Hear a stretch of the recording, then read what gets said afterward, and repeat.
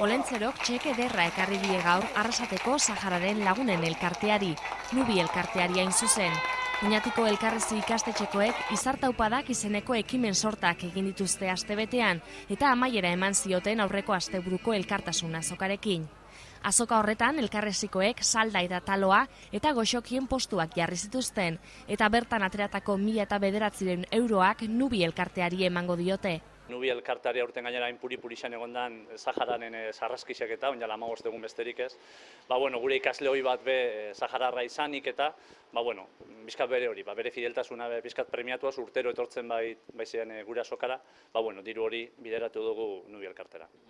Nubi elkarteak jasotako 1.009 euro horiek Saharara bideratuko ditu eta zehazki sukalde bat muntatzeko erabiliko dute dirua. Guk urtero betik dauko martxan proiekturen bat edo lan eta aurten daukon proiekturako bideratuko dugu, biktimak errataminen biktima zentrora bideratuko dugu, bertan sukalde bat montatzen gabitz, sukalde orokor bat montatzen gabitz eta bertara bideratuko da.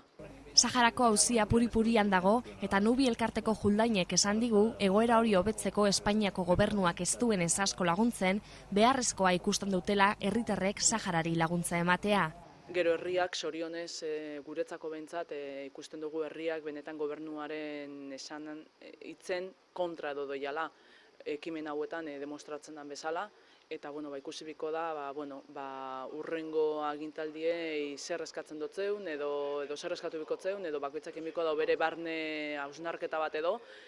Aurtengo azokan elkarrezikoek jasotako dirua beraz Sahara aldera joango da eta bertako herritarrei bizi kalitatea hobetzen lagunduko die.